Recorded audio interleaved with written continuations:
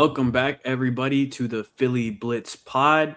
I'm Parth here with Pierre and Quell, brought to you by 14th and Market. As always, Pod 154, how the Eagles' latest moves could impact draft plans. And, there have been a couple moves this week, all over the place, honestly. I'm not there, y'all clearly know my favorite one, but been just some interesting signings that we've made. So it'll be fun to talk about that and how that kind of leads us into the draft as April gets closer. How you feeling, Quell, about April getting closer?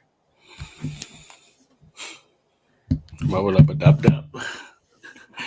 I've been working very hard. It's like a bittersweet thing, man. Because it's like when you're in the midst of working, it's like, damn, this is exhausting. But then the closer you get, it's like, man, I just was getting into the gear, man. I thought I could do a little bit more. So, how do you know you're in the good days when you're in the good days? Exactly. That's the best way to put it. I mean, you sit back and you look at yourself stressing. I say this, if you listen to a Boomer Bust episode, I've said this quote 100 times, but you find yourself 3 beers in, four games to watch, pause, rewind. Had to pull a Pierre move like he did today, order a pizza or something, and get right, because he's like, look, man, I'm going to be in this spot for a while, because clearly me and you got a date. And that's when you know you're in the good old days. When it's the middle of summer, you kind of ready to get into summer scouting, and you like, yeah, man, because I remember on March 25th, I was sitting there like, dude, locked in. I still have a fond memory of me and the date that Anthony Richardson had, sitting on my floor. My wife's knocked out, sleep. I'm just sitting there living life. What can I say, man? The good old days. You don't realize you're in the good times till the good times have passed. Speaking of the good times and potential good times passing, man, we got a lot to talk about.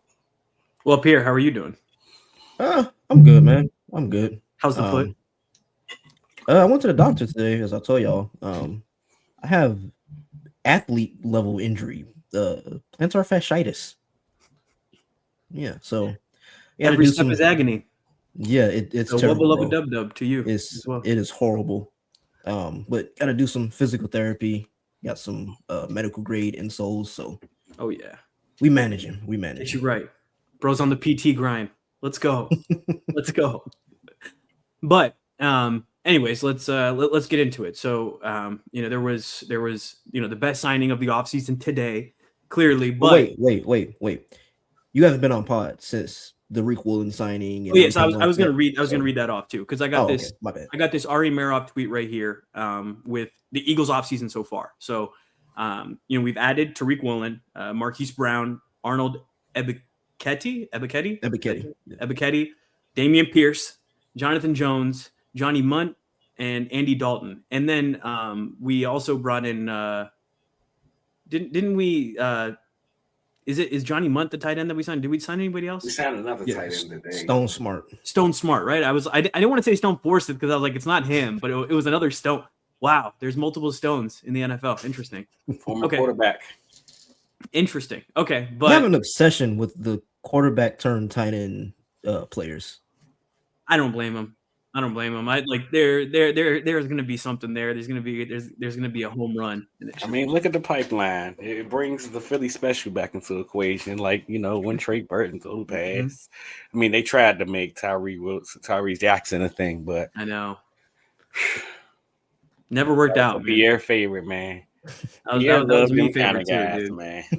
I thought it would work out, but like the other side of it is like if you've played quarterback your whole life, transferring to tight end where it's just so much more physicality is demanded. It's a hard transition to make, but hey, if you can make it, him with an understanding. But the thing about him, from the little research that I've done, he's kind of more of like a big body receiver than he is tight end. Mm-hmm. Like he can move with the ball in his hands. Right. And we've had those, so I just hope we can get some tight ends who can block as well, because that was clearly Johnny Munt, man. Joke. Yeah, Munt Cake's coming. Let's go. That's what I like to. Ooh, Munt Cakes. I like that. Anyways, and then the weird one, Andy Dalton trade. So we're gonna dive into some things. Little red rifle action. And then, on the loss side, just so that, we get both sides of it, Jalen Phillips, Nakobe Dean, Reed Blankenship, Jahan Dotson, Josh Uche, Aziz Ojolari, Sam Howell, AJ Dillon, Matt Pryor, Brett Toth, and Kylan Granson. So, obviously some names there that I mean, most of those names we knew were going to be gone. We had talked about it. We had hoped maybe some of them would be back, but obviously they weren't. So I know I wasn't on the pod last time. Did you guys was it just Tariq at that point? Because I mean, a lot of these signings were over time. So what'd you guys talk about? I know we talked about Woolen. All right. I know for sure we talked about Woolen. I thought Ebiketie too. Happened after for some reason. Okay. So Tariq Woolen, I mean, I love the signing. I was super excited about it. If he's locked in, he can be, special. We've seen that. He has that size and speed combination that's just tantalizing. But he has a tendency of not being locked in, and he has a tendency of running his mouth, which can be fun as a CJ Gardner-Johnson fan myself. But you have to learn to rein it in. So, you have some guys in the locker room there now who Quinion and Cooper vets now, right? This is their third year, and they run that room. All pros. So, exactly. All pros. So, they'll have some sway, and hopefully, Tariq just comes here and works, because it's a 1-year deal, right? So you can really rebuild your value here, and especially with the tools that he has, and you get a good year under the defensive coordinator the Eagles have. The sky's the limit for a guy like that. And I was a huge fan of his coming out of college. I always like corners who have that size. It's hard as a receiver to deal with that, and he's got long arms too. So it was him and somebody else. You didn't mention 4.3 speed. I mean, yeah, it's ridiculous. Somebody that size, that fast, and he has good movement too. So I was very excited about that signing. I thought it was a really good one, but he led the league in unsportsmanlike conduct penalties last year. So you have to rein it in a little bit, but we also need some of that attitude. We've talked about that. You need some juice on the defense. So I like that. I like that signing for sure. And then Ebiketie, I like it. I think it's like a nice. Did I lose you guys? Nah, I'm good. I'm still okay. Cool. Quell's frozen. As usual. Hey. But look at that camera quality though. But Ebiketie, I like to pick. I think it's like a nice, rotational pass rusher who we can get in there. It's a classic kind of Eagle signing guy on the out. What would you say? Outskirts, not really, but he's just not a big name, but you can get him into this building, get him into that rotation, get him working with Clint Hurt, and it's always nice when players are Eagles fans and get to come here. He's like my age basically, which also was like, oh damn, should have been me, man. But no, it was just cool. He's from the same place in Africa as Joel. Oh, that's sick. Yeah. But so we have 2 Cameroonian athletes in the city now. Look at that. Who else has that per capita? Nobody does it like Philly. But it was cool that he remembers being on Broad Street after the 2017 Super Bowl. I was there. It's like it's just cool how those things kind of work. And I hope he gets to be in the parade next time and misses the celebrations on Broad Street afterwards because he's winning the game. So I like that signing. I think those are 2. Low risk, high reward signings, which is kind of what we expected from this offseason. We didn't really have a ton of flexibility to move around with. So you make moves on the margins that can potentially fare well as the season progresses. So definitely a fan of those 2 signings. But Nakobe and Reed being gone broke my heart. I definitely have my concerns about communication on the defense, but they have a whole offseason to get things figured out. But there's going to be a lot more responsibility thrust on, those younger guys on the field. So they have to be ready to step up for it. Definitely, man. Definitely. So on to another one of the signings that I guess it was a trade more so that the Eagles made. Andy Dalton. Red Rifle, baby. Now a member of the Philadelphia Eagles. There's a lot of different ways we can go with this conversation. I mean, I guess the base starting point is, so what does this mean for Tanner McKee? Trade. I think this kind of opens or paves the lane for a Tanner McKee trade. When you look at where he is on his contract, he's entering the last year of his deal. Mhm. You look at the quarterback landscape around the league. You got teams like Pittsburgh, Arizona, Miami, Cleveland, the Jets, all who need quarterbacks, right? And this draft, it isn't the best from a prospect standpoint. So, I think you have a guy in Tanner who's, shown he can at least play a little bit. I think somebody will take a flyer on him. Yeah, I mean that was my immediate thought as soon as the trade went through. Was like, okay, I mean that probably means Tanner's on his way out, and we had kind of expected that. We've talked about that earlier this offseason as well. That he's a prime trade candidate. They've been talking about doing it for years. You have the QB factory. If you have a QB factory, you have to get something for one of the things that you're producing at some point as well. But I was talking to my brother about it. I know there's some QB needy teams, but I don't know.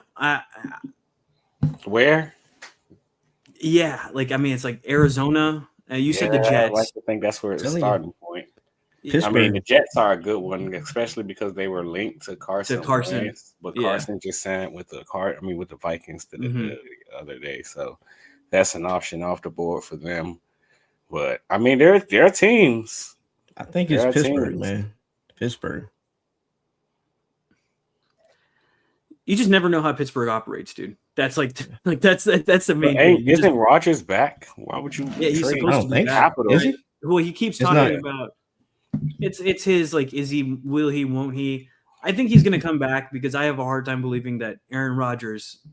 Yeah, okay. Aaron Rodgers is gonna is gonna retire without some sort of fanfare. You know what I mean? Like there's gonna be like a goodbye tour for Aaron.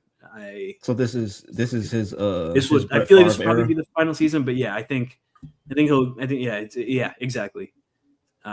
Will he, won't he era, but I tend to think he's back. So then I think it like Quell said, I think it's the Cardinals or the Jets, but I'm just surprised that the move hasn't been made. I mean, I think as we get closer to the draft, started, right? Yeah, but especially for a quarterback, I just thought some teams are going to be. I know you can talk yourself into all right, we're going to wait till the draft and see, but I thought the Eagles would want draft capital for this year. Yeah, but I mean, you also got to think about kind of how things fall in place for these teams. How the first stone being free agency. Oh, everybody's going to try to take a swing at Malik Willis. You had 9 guys like Tua and Kyler on the market that signed deals in places. So, I mean, once those dominoes started to fall, you get the draft day, and there are still teams like we talked about the Cardinals and the Jets that still need quarterbacks. Mm-hmm. That the Rams, who they don't need a quarterback, but it's something that they could take a swing on at some point in the draft if thought about.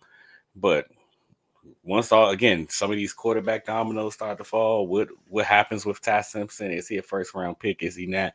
Once that happens, I think we started to get some clarity. Probably on day 2 of the draft, we'll get some clarity of what happens with Tanner, in my opinion. Yeah, but just a little bit more on the Dalton side of things from the Eagles' perspective. I think this was probably my most notable of the signings or moves that they made, not just from like the whole schematic perspective with the whole relationship that he has with Parks Frazier and everything like that. But I think when you look at what they're building in terms of like the quarterback like ecosystem type of thing that they're creating with Sean Mannion, Josh Grizzard, Rod Johnson, Parks Frazier, and now the addition of Dalton, it's like they're creating a sort of like incubator for Jalen, where these are all guys who've played quarterback position before at the collegiate or the NFL level. Specifically with Mannion, Johnson, and Andy Dalton, they're all guys who can kind of relate to Jalen in terms of like what it takes, starting games, the preparation, the in-game environments, kind of having the like firsthand perspective for what Jalen could be feeling or seeing, or, for Andy specifically, like he's a guy who's been a franchise quarterback before, so he can relate to Jalen on that level. Whereas like the whole, like I said, preparation and studying aspect of it. And it's kind of like Jalen said, I think it was in January where he talked about the home base And it's like they're kind of trying to create that in terms of the stability, all these different guys who can relate to him. So, like I said, I think it's a good thing. I definitely think it's a good thing as well, but I think they're trying to surround him with quarterbacks for sure, in that, it's just like it's a sounding board. Because I think I would say sounding board more than incubator, because I would think incubator, like they're helping him like build up, like how to deal with being a starting quarterback if he was younger, right? Yeah, like, it's not to say that Jalen needs that. He's a Super Bowl MVP quarterback at this point. He's established in that quarterback room. Like, he knows how to approach his day to day. But I think this is just like a good sounding board, and like voices who've been around the league, because I think that's what Jalen respects, right? Is like success in the league. And Andy Dalton is like, he's found success in the league, right? Like, how long has he's been in the league basically our entire lives. Like, he's a freaking red rifle. Damn right. So like there's stuff to be gleaned from there, but Jalen very much owns that quarterback room, right? I think these are all just like ancillary pieces to come in and to just help put him in the best position. And Andy Dalton played in Minnesota, right? So that also has, didn't he? Cincinnati. No. After Cincinnati, I thought he went to Minnesota. Wasn't he back from Minnesota? Dallas and then Carolina, I think. Is that it? Where? But I mean, hey, to push the narrative, to keep it going in your direction. Didn't Dave Canales work under this tree at some point? Oh no, yeah, you're right. I think so, yeah. So I mean, I don't know why I thought. Yeah, he had to, because that was the whole thing about the Buccaneers once Liam Cohen, because Dave Canales and Liam Cohen ran a similar system. That's why the Buccaneers hired from within with what's our quarterback coach name? Grizzard. Yeah, Grizzard. So yeah, it all ties together in some way, shape, or form. So he's been in the system nonetheless. Yeah. I think my overarching point more so was like Jalen's talked about the need for stability and, like I said, this sort of home base. Not that like he needs all these guys to show him the way or anything like that. Of course, I don't believe that. I'm probably the biggest Jalen guy here, but I think they can just, they can relate to him is more so what I'm saying. Yeah, I understand what you're saying, but I think that's more so with the quarterback coaching room, because I think those are guys who might be there for, a couple years at least, because maybe some of them might be going for other roles, but at least what's his name? Mannion will be there, I think, at least 2 years, maybe 3. Yeah. But how long is Andy Dalton going to be here? 2011. To that point, actually, 2011. I think we are one step. I was in middle school. Closer. We are one step closer to what I've been trying to cook up all off season, man. I think I did. It was my Eagles mock draft 1.0. I did when I had the Eagles selecting Carson Beck in the later rounds.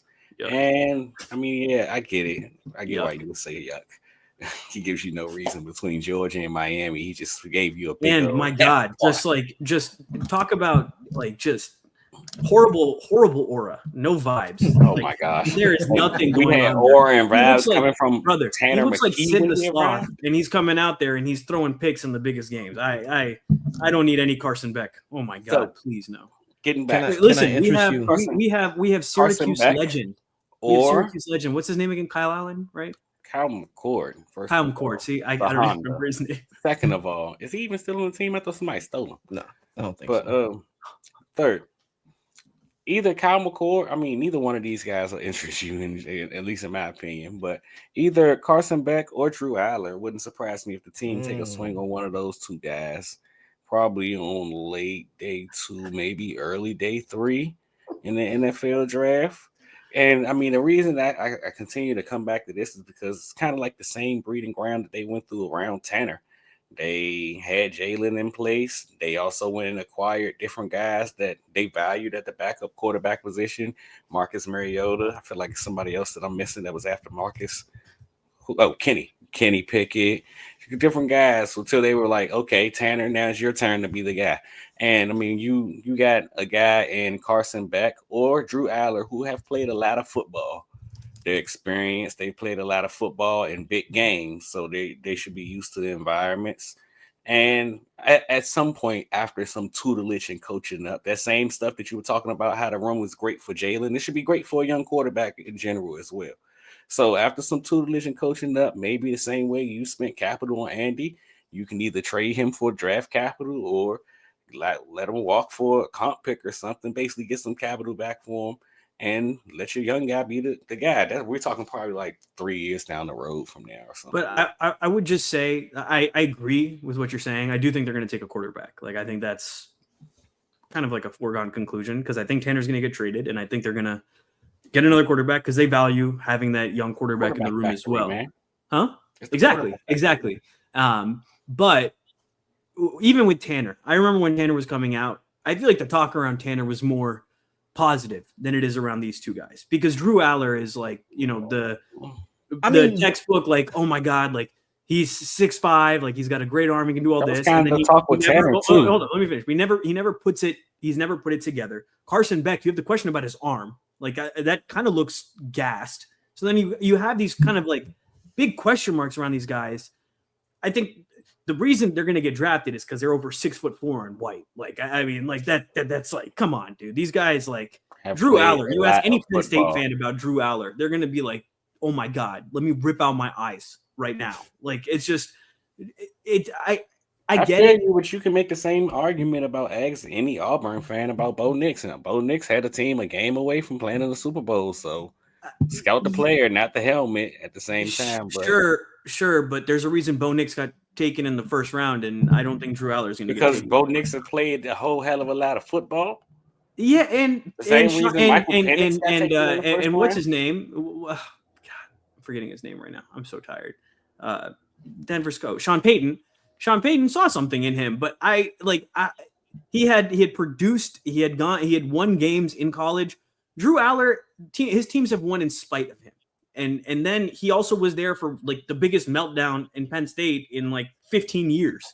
Like he was kind of like a crux of all of that. They put all their hopes into the Drew Aller basket, and then it didn't work out. Like I get what you're saying. I don't know if it's going to be one of those two guys. Like I just think there's so many red flags with those guys where it's just like Parth, you say a quarterback in this draft class, and I'll tell you a red flag. Oh, brother, I know, but I feel like these two guys are the two guys I want to stay away with. I'm holding the stick and I'm like, stay away. I mean, I think Drew specifically. I'm out on Carson Beck. I don't want him at all. But I think Drew, at least he can be coached up because the platform is there. Like you just talked about it, 6'5", huge arm. Like the traits are there, but. Like you said, there are the negatives, there are the red flags with them. You know who he kind of reminds me of? He reminds me of like it's obviously like not, the same type of player, but he reminds me of Anthony Richardson, where it's just like, wow, like I'm just like, you're just, hold up. You're just kind of drooling at the intangibles. And it's just like, wow, look at this guy's like ability to throw the ball. Look at this guy's ability to move. And he looks the part. Anthony Richardson looked the part since he was a freshman. And everybody was just like, wow, this guy can really do it. And he gets put on this pedestal, but they never produce in college. And in college, there's just always the same question marks around them. And and those same question marks, I'm not saying the same question marks about them as players, but I'm saying they both have question marks around them that I think are going to follow them to the NFL. Because everybody bet on the Anthony Richardson will get developed and it'll all work out. The reason Anthony Richardson was a big risk because Anthony Richardson had played like 6 games, brother. I mean, we're talking about a 3-year starter here. Yeah, and 3 years of mediocrity at best. And in those 3 years, he has just consistently like tanked his draft stock more and more over the last 3 years. Because after his freshman year, it was like the Bill Knicks, where it was like, oh, this guy's going to be like I can almost guarantee you, I bet my bottom dollar, if Drew Aller left last year after his playoff performance and all we had last seen from him, he would have been a first-round pick. That's my point. His stock has gone down. Like, so why? Like that's my point. His stock has progressively gone down, and I'm just like, I get it. You have the size, but I don't know, man. I think I don't really want to. I get it. It's like your backup quarterback, and so that's like where you want to have the projects. Guy But that you're going to be sitting here and training up. I say this. I literally said this like 3 years down the line. You talking about him playing tomorrow? Like his flaws. no, I'm not You think talking you'll about have the him same tomorrow. flaws But 3 like years from now? I don't. The vibes are off, and I'm telling you right now, and I'll be right in 5 years. I mean, don't get me wrong. I love Andy Kotelnicki. Big Andy Kotelnicki fan. We giving Drew Aller hell out of being in the gimmicky offense. Like, let the leash off the kid and stop running back pass every other play, bro. Like, what are we doing here? I mean, let the leash off the kid, or do you see practice? Yes, because you're like, I can't let the leash off the kid. We were talking or about, do they try to let the leash off the kid in practice and it doesn't work out the way they want?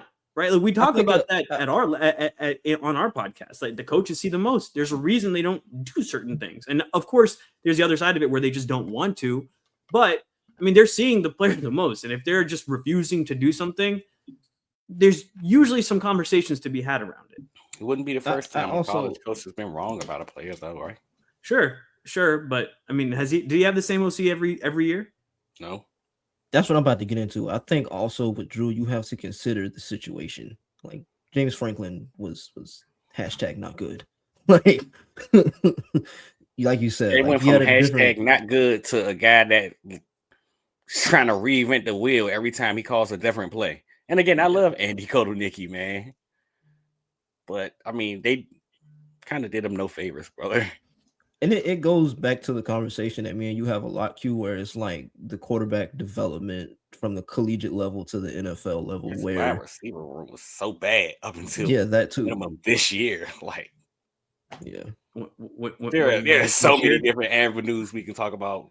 Yeah, it stopped being bad this year, but the coach gave the ball to everybody else to throw the ball, but the quarterback. Listen, I mean, you just ask any Penn State fan, and they're going to tell you the same thing. Like, it's just like the guy doesn't have it. And sometimes that can be true. He can look the part, but the guy just can't put it all together. I mean, hear me out. As a Buckeye fan who watched Kyle McCord play football for my team, when he got drafted, I was the same one sitting here saying, like, I mean, he was terrible for Ohio State, but I got to put that to the side because what he did at Syracuse was good. And we can't act like these two quarterbacks haven't had high highs. Like, we can talk about the lows that they've seen, but they've had some really high highs. But and I mean, when were the high highs? That's the question. That's the question. Like, if it was a long Carson Beck's high was this year. Dude, Carson Beck's high was 3 years ago. Carson Beck was playing quarterback in the national championship this year, and on an offense that was good because he had to be good. That's a you take. I would not watch that game and be like, oh, Carson Beck is the reason they're doing this. I mean, the defense played a big factor, but if you want them to do anything offensively, their offense is what could not show up. It showed up for a couple of minutes, and that's it. Like they could not get anything going. Carson Beck is problematic, and that's what he's done. And his arm is gone. He doesn't like his arm is gassed. The only reason he is getting draft talk is because of what he did, and that's fair. He won games in college, but again, you have to ask: did they win because of him, or did they win in spite of him? And I think a lot of times, how many times do you think you drafting how many quarterbacks per year do you think you're drafting that teams won because of and not in spite of? Yeah, but like I just think there can be better finds other than guys who just are fully carried and then just have even bigger questions around them. Like I don't know. I think you can go in other directions, or you can go and trade. You can trade for a younger quarterback too. But I don't know. I don't buy Drew Aller or Carson Beck stock. I don't buy that stock at all. I think they are hashtag not good. I mean, you have your reasons, but I get it. It's not dude, I watched them and I'm just like, I don't buy it. And there's a reason that those guys are not. They were guys who had been talked about in the past as first round picks, but now they're being talked about as like third day, fourth day type of picks, and that's for a reason. With all due respect, my great brother, I heard you use this same exact argument 365 days ago to tell me why Cam Ward shouldn't be the first quarterback off the board when everybody knew. Everybody knew. What do you mean? He was clearly the best quarterback in the class in terms of ceiling floor conversations. Yeah. Like I said about him, he either gonna get you fired or he gonna win you a Super Bowl, but he's just that damn good. And I mean, you were sitting here going off of his red flags too, and it's like, I mean, again, how often do you think you are going to find this flawless generational quarterback? I mean, but that's everybody that's has the job. flaws. You can't just be like, oh man, this guy is just he's the first. He was the first quarterback taken because he was the best quarterback in that draft. But that doesn't mean he's the best quarterback of the last 5 years. Or you're not looking. And for every year when we talk about quarterback prospects, it's like, oh, this is the can't miss guy. I don't know. I have my questions around it. And he had like some flashes his rookie year, and he just needs help. But like, he was the best in a bad situation. I mean, like, we were talking about him and Shador. Shador got taken in what, the 4th? 5th. And then who was the second quarterback off the board? Now I'm forgetting. I have all these quiz questions in my head right now. I'm like dying here. Who was the second quarterback taken last year? Was it Oregon's quarterback? No, he got his name like the 3rd round, right? The Tyler Show? Yeah, it might have been Tyler. Was it Show? I think so. In the 2nd round to the Saints, yeah. QB's taken 2025 draft. But why y'all look that up? Also, Jackson Dart. That's who it was. Yeah, but also on Carson Beck, he's an older prospect. So, like, if we're looking 3-4 years down the road, you're turning to him as your backup. The dude will already be, 27, 28 years old. And I mean, I like it. So, to your point, I feel a lot of similar sentiments. But the league has eyes, and the league pays attention to what's going on around. And the Saints are basically putting all their eggs in the Tyler Show basket, and bro will be 30 before we blink. So, I mean, but when they took him, everybody was just like, that was the first question on everybody's mind, right? It's just like, why are you guys lining up your question is fair, but yeah. I mean, he's a backup quarterback, and he's not going to be the future of the franchise. Hopefully. Yeah, but like that's the thing about backup quarterback. Like, if anything catastrophic happens, like, buddy, you're the vice president. Okay with him coming in and trying to win a game, maybe 2 with him. I can't go a whole season with that being a quarterback, no. But if you can win a game or 2 with Carson Beck, that is the kind of guy that the league is actually looking for right now. Played a lot of football, processes really well. I mean, you just kind of got to have good things going on around him, and that's okay.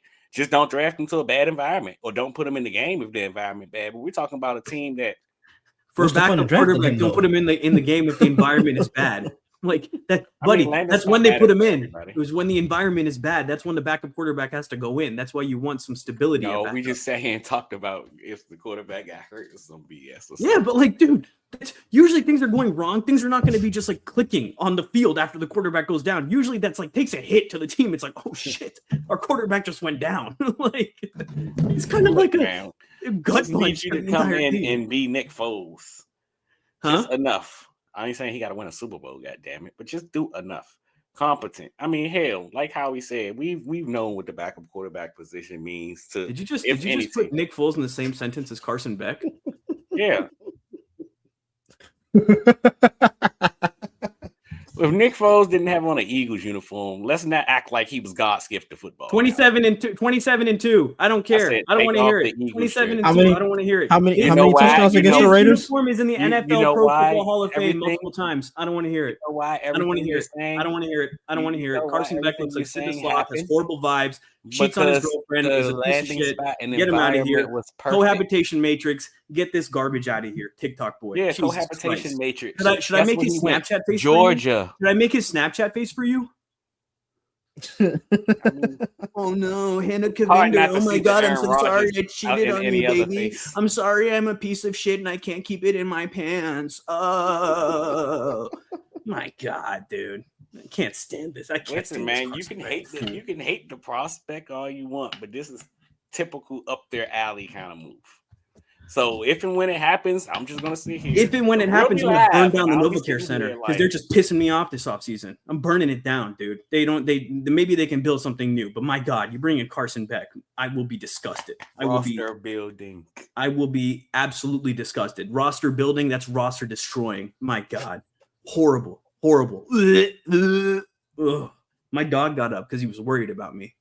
Because of how I reacted. Draft Carson Beck. Carson Beck comes in a game and throws 3 touchdowns to save a win. And oh my God, are you smoking crack? Did you see the way he handed the ball off? Are you smoking crack right now? Carson Beck comes in and throws 3 touchdowns. Quell, My God, you've been behind the computer too long, brother. It's time to go outside, take off the shoes, and touch the grass, brother. Oh my God. Carson Beck comes in and throws 3 touchdowns. We got to move on. We got to move on. I'm having an aneurysm right now. Quell's about to give me another seizure right now. That's what's about to happen. Oh my God, Carson Beck comes in and throws 3 touchdowns. Good things about players. Carson Beck 3 touchdowns. Carson Beck comes in and throws 3 touchdowns. Oh my God. We went from Carson Beck, backup quarterback drafted in the 5th round, to Carson Beck comes in and throws 3 touchdown passes. Well, get this guy out of here. Take a deep breath, brother. Deep breath, brother. Oh my gosh. Get this guy out of here, man. Get this guy. You know what, Quell? I'm going to get Jonathan Jones to come down there. He's going to put you in his plane and he's going to fly you on vacation, brother. Jonathan Jones is coming down in his plane. You need a vacation. Oh my God. He's the first backup quarterback to come in and do well. Huh? Of course not. First back, no, but he'll be the first. He'll be the first one to do it that looks like Sid the Sloth, and that's why it's not going to happen. All right, Sid. Do you remember Ice Age? Scout the players. Not do you remember? Do you remember Ice Age? Sid the Sloth is an idiot, and if that tracks, you can't have that as QB1. Like if you wanted somebody as a quarterback, you'd probably go with the Mammoth. QB1. What was his name? QB1.5 at anything, because he's coming in to relieve somebody that's probably hurt or something. No, but you just said he's throwing 3 touchdowns. No. I mean, yeah, 3 touchdowns in the last 4 quarters. I mean, no. Please, God, no. Anyways, I mean, I did just drop a little nugget there. That Jonathan Jones new signing will fly down and fly this Carson Beck take into the ocean. But it's cool. He has a pilot's license, so he flew up to Philly. Where was he again? Was he in Washington? Washington, right? I want to say he flew up from Virginia. Is he the first Eagle with a pilot's license? Is he the first Eagle to truly fly? Because he's the pilot, right? Like you can get in a plane, but are you really flying? But there's nobody else that fits the narrative. He really flew. He really flew. So I don't see them doing it with Jalen Daniel. I don't see them doing it with Sawyer Robertson. I mean, the conversation behind Taylor Green is an enigma in his own right. Cade Klubnik, maybe. Cole Payton, brother. That is not up the alley of what they're trying to do. You don't think so? Payton, no. Cole Payton is. Oh, I've seen Cade Klubnik. I was saying Cade Klubnik. Possibility. I thought Cade fits. That would be a guy that I would like. That's like 4th round, right? Probably later. Later? 5th? 6th? Probably 6th. It's pretty short. Is he? I thought he was like 6 foot. That's not tall, Parth. I mean, yeah. I guess that's true. 6'2"? What is he? I don't even think he's that. 6'2". 6'2". Is he officially 6'2", or is that what the school listed him as? Scouting, 6'2". No, school measurements. Yeah. Did he not measure in at the thing? I just didn't feel like looking up everything. But no, I know. I'm on the NFL website, but yeah, this article has it. I got a guy for you, Q. Joe Fanano, UConn quarterback. Same guy I had him taking the 5th round of my mock draft. He might actually be 6'2" officially, but he also fits the. Yeah, I'm about to say he also fits the narrative. I think whoever they're going to take somebody who has played a lot of football. Yeah. Now, it depends on what they're looking for in terms of a skill set more. That was why I said what I said about Cole Payton, Parth. Whereas, and an idea, because me and Pierre almost had this conversation where he was like, the Eagles aren't drafting a quarterback that could replace Jalen Hurts. Even if they tried to, theoretically, who would it be? And I'm like, Cole Payton could. I ain't saying that he would. Cole Payton has the potential to probably do it. I mean, I'm sure we're not trying to do the whole North Dakota State quarterback thing again, but yeah.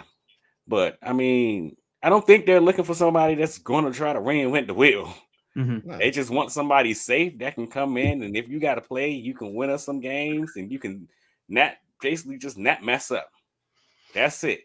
That's why, I mean, Cade theoretically could fall on that list. They might have to get him in the building first, see how they feel about him. Because Cade heading into the season, I think they would have thought highly of Cade. Cade after the season that kind of played out, and I mean, you can kind of make that argument for just about everybody. Clemson. At Clemson. Yeah. They Clemson fell apart. It was strange. The coaches. It was the coaches. But anyway. What did Dabo say? Their NIL was again. God's name, image, and likeness. God's name and image and likeness. Legend, dude. That shit is hilarious. He said, "We built this program on NIL. He built this program on God's name, image, and likeness." That's a bar. Write it down. Jesus Christ, man. Somebody needs to take the wheel. Please take the wheel. It's so funny because in the next year they're like, I guess we're gonna have to pay. I guess we're gonna have to pay for player shit. Like, okay, I guess this isn't just like a little man. Bowling his first to transfer guy. He was a JUCO kid. I'm like, man, spend some money, bro. Like, what are we doing? Save the city. Clemson got money too. It's like, bro, just spend it. Anyways, we got sidetracked here, but we haven't talked about the rest of the signings. So Marquise Brown, I think that's a exciting kind of signing. Alcantara to being the reason. Really, I didn't see that. Interesting. Yeah, you know, they all go to school together. I knew they went to school together, but I didn't realize that Grant and him were boys. But I also what I noticed is he said it's exciting for receivers to come here because Jalen's one of the best vertical ball throwers in the league. So that's always what's the old boy name? Deuce Acho. Talking about Jalen Hurts, so Patrick Mahomes here. Ain't nobody laughing with you, bro. Come on, let's keep the interview going on. That was a pretty good impression. That was actually like really good. You got like the incantation or whatever of his of how he like says everything. God, that guy's such a clown. That's so funny, dude. That was really good. I'm gonna need you to do that. Whenever, like, just call up Quell. Having a tough day. Can you give me your audio impersonation? But I think that's a fun signing. I think he can kind of slot into that Jahan Dotson space, but kind of what we talked about gives you that speed element that kind of was missing. And Jahan had his moments, right? I'm not. Huh? Are we not going to talk about the elephant in the room?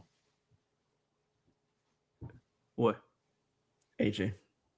I mean, you see, he's talking about sliding into Jahan Dotson spacing. I mean, hopefully.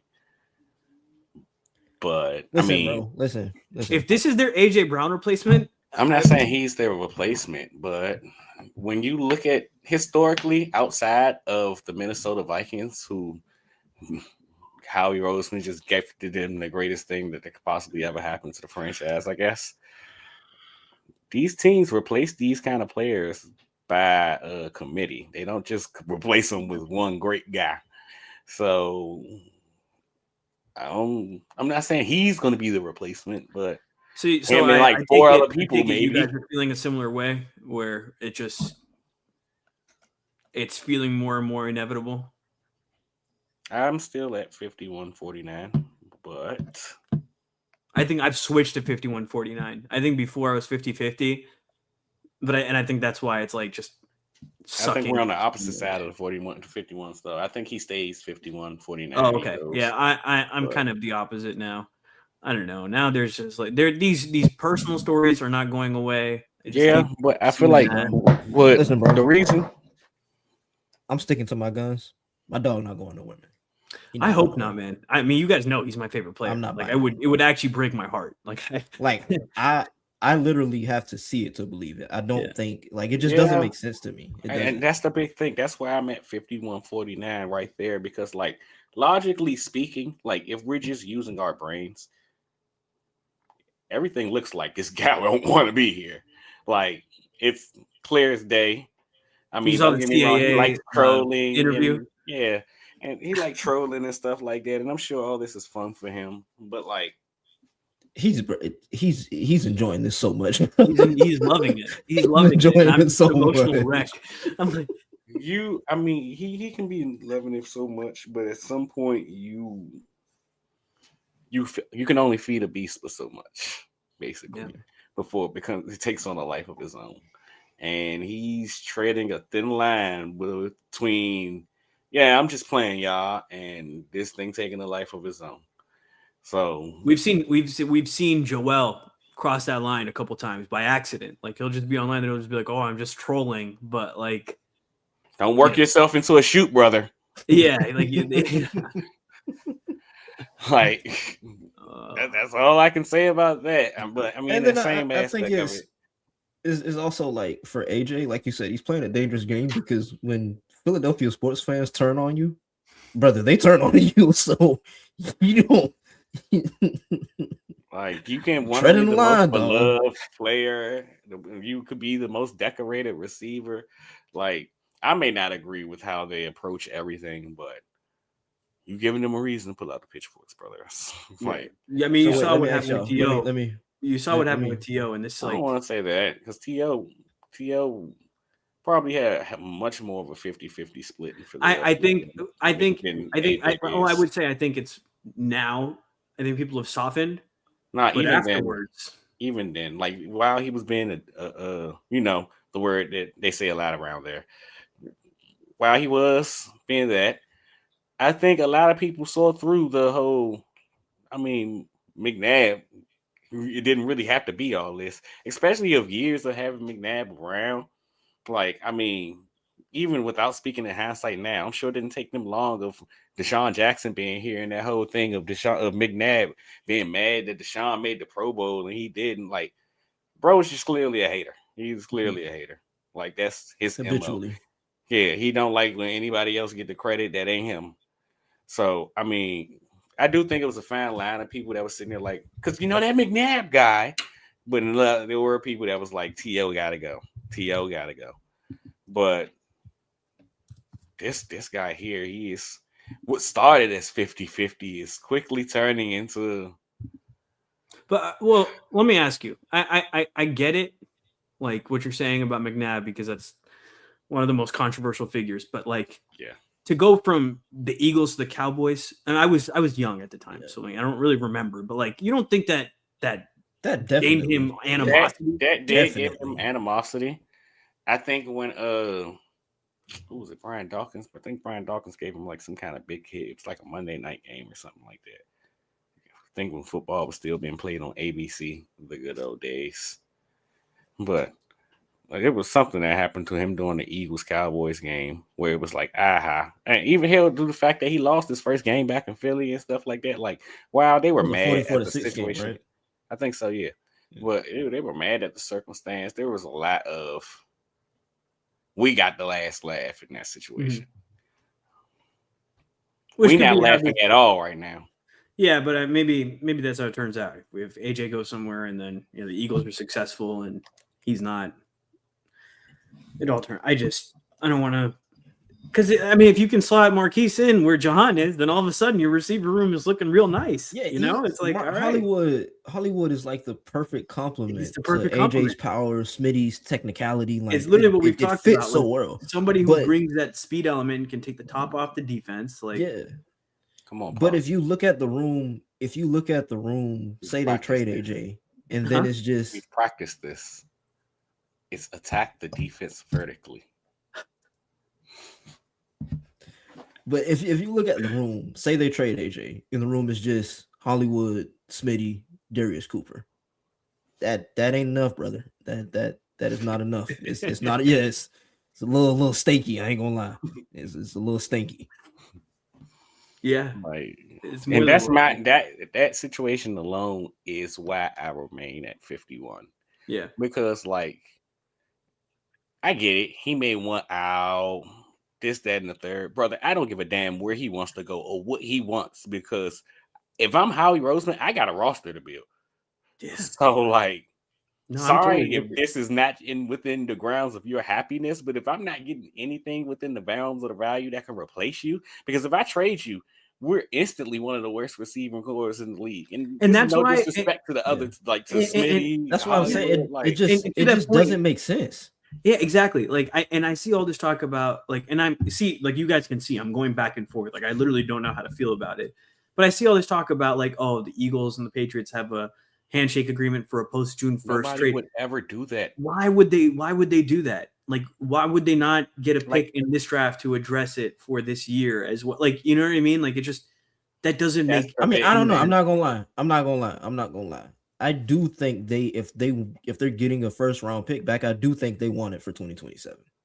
Oh, you think for 2027? Right, but even beyond that, I do think, which is why the asking price is what the asking price is.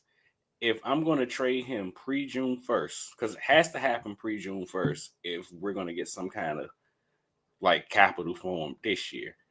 Well, which, I mean, if you're going to take on the cap hit, no matter if you split it between this year or take on all of it right now, if you're going to take on the cap hit and make your team worse, you need something to make your wild worth this year and next year. So I'll take, of course, we'll take the 2027 first, but we need something of substance this year. And I think that's kind of the holdup. I think that there are of specific players that they would be willing to do this for certain teams that they like, oh, you got too much dip on your chip now. Like, I do think Philadelphia, while it was a joke, the whole Jared Verse thing was floated around. I think that's kind of one of the guys where it's like, yeah, we can. I think fans look at these things in such a mute way, depending on which side of the spectrum they're on. If you're a Patriots fan, you sitting here saying, well, 2027 has a great draft, and why would we want to give up assets for the first round? Well, I mean, if you think you want to get a great receiver, you got to give up assets to get into that. Mm-hmm. Versus on the same spectrum, I mean, teams think that they're going to get something from a guy, and it's like, there are a lot that goes into it. Yeah, we can use like the Jalen Waddle thing as an example. We can use that as a bearing for the limits of what the trade could be.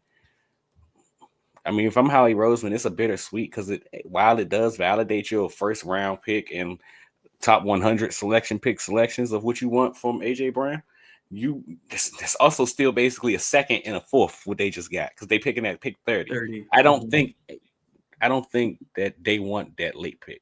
I don't think 31 can get it done. I agree. I would agree with you. Because that's, again, this is essentially a second round pick.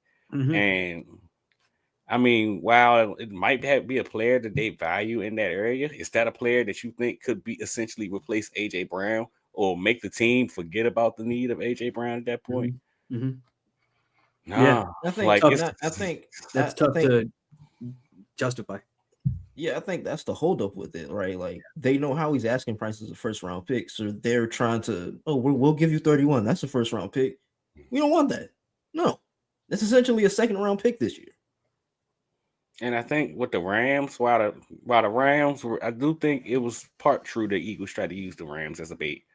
I do think it's something true to it that the Rams sniffed around, and I wouldn't even be surprised if the Rams considered offering 13 for it. And I think Howie would have took 13. Because at that point, you think he would have traded them in conference like that? Yes. I don't know. Why I say all those receivers, bro? I've heard that if they would have traded for AJ, they probably would have traded Adams. Devontae or Puka. Okay. Devontae. But I do think he would have traded them in conference like that because I guess how I see it is at that point you plan the long They might get the victory this year. I ain't saying that they'll win a Super Bowl, but they might beat your team this year. But from a long-term perspective, your quarterback not going to be here. Yeah, I'm about to say you just got a top 13 pick. Let's just use an example. If they got a guy like Jamal McCoy or Monster Delane, Howie Roseman is rumored to be sniffing around on Alontae Taylor. So clearly he wants to finish off the cornerback room. If you gave him an opportunity to have his secondary solidified, and of course he got to pay 2 of them coming up soon, but then you're going to have another first round pick, a top overall guy in the draft in that room locked up for 5 years.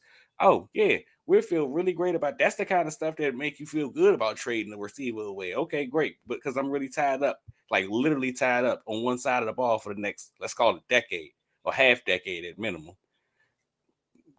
I don't think that the Patriots in 31 have anything to offer at that. And when you take into account that they're going to play this first place schedule now.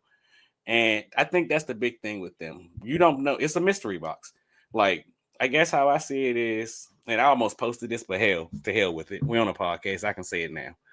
if you're the Patriots, do you feel like you're AJ Brown away from a Super Bowl? Is ultimately what it comes down to. I think they are. If that's the case, then you shouldn't mind the capital that you're giving up. When we traded for AJ Brown and traded that first round pick, and I mean, we laugh and joke like we had 2 first round picks, yeah, because we got a good GM.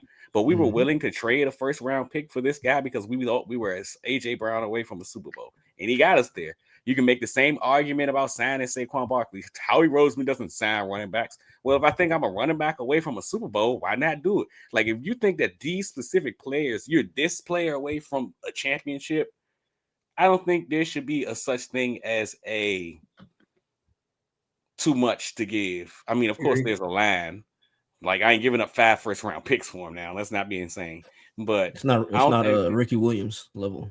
Yeah. But I don't think there should be a risk of too much to give because ultimately it comes down to how long do you think this window going to be open, brother? Right. You think you're going to be building, you're going to have a championship team to build for the next 7 to 8 years? No, you better take advantage of it now because there's so many teams that were this close. The Lions, the Commanders, and it ain't worked out for them. And I promise you, if they had the opportunity to pull a trigger on a move like this, they would have did it, no matter the capital. The Rams are proof. That's the difference between Howie Roseman and the other 31 GMs. Scared money don't make no money, man. If you're gonna be about it, then let's be about it. We're not using that quote. Did not work out very well at the University of Florida. So no, I'm just saying if you don't be about it around the same lines, just not scared money don't make it. Just not that. What I'm saying, bro, like just on my timeline, off-season work is underway for new Patriots Kevin Byard working out with AJ Brown. Is he really? Oh wow. Yeah. I mean, see, it's funny because he know what he's doing, man. He knows. He make an argument. He knows what he's doing, of course. But there's also, like I said, he's walking a fine line, and that's what makes it so funny. They are former teammates. They were together in Tennessee, so the relationship is probably there. Hell, they were together in Philly. Exactly. So the relationship is clearly there, but at the same time, this looks bad. You know what it looks like. Mm-hmm. So AJ's a smart guy. AJ's a very smart guy. Very smart. Yep. He knows what he's doing. But like I said, like I'm gonna say it again. I know you said don't say it, but scared money don't make no money. If you really believe if you would have had AJ Brown on your roster this season and you would have won a Super Bowl, the result would have been different. What's the fear? What's trepidation with making this move? Like, if you're gonna be about it, then let's be about it. The long term. High risk, high reward. No guts, no glory. Yeah. To risk nothing is to risk it all. You have to spend money to make money. Anything like that. Quick Google search, Pierre. Quick Google search. I'm on a pod, man. I can't Google search right now. You're intent on triggering me, man. Triggering me at 9:48 p.m. on a Thursday. What? You know that Gator boy stay at. Got a game tomorrow. So see how that goes. Anyways, any other thoughts on any of these players? Yes, Brady Man is back. Yeah. If anybody deserves some money, that guy deserved his money. One of the best players on the team this year. Jake Elliott, they reworked his contract to save about $250,000. Extended that out. Howie Roseman is years, right? Howie Roseman is a sick man. He's a very, very sick man. Like the Johnny Munt deal, for example, he added 4 void years on that contract. Why? That's how you maximize every single dollar on in terms of salary cap. At least from a year-to-year basis, if you push off, and even if it's to the cent, the bottom cent, like you saw how much money they saved from Jake Elliott, but it's gonna matter on some way, shape, or form with somebody's contract. Them void years matter until you get to it's time to pay the piper, and you're like, well, damn. But I mean, how is it smart, man? 2029. All right. I think that's a good place to end it. 2029. That's what all the money is. Feels like it's a long way away, but it'll be here before we know it. Yeah, it feels like a long way away. So did Quinn Mitchell's contract and Cooper DeJean's contract and Jalen Carter's contract. And now everybody needs goddamn money. I'm broke. And you got the power to change that. Oh man. All right. Well, I think that'll do it for us here. Wow, at exactly 1 hour. Unreal. That'll do it for us here at the Philly Blitz. That's efficient. That's called efficiency, brother. Efficiency. For the We Jalen appreciate it. Hurts, Jeremiah Trotter episode, since nobody else said anything. Oh yeah. Good call. Thank you. Totally forgot the number game. But we appreciate all of you as always. Make sure to rate, review, subscribe, leave some comments. Thank you to all 61 of you who joined us live. And thank you to 14th and Market as always. As you can see our faces very clearly now and hear us clearly. So always nice to see. But thank you all and go Birds. Go Birds.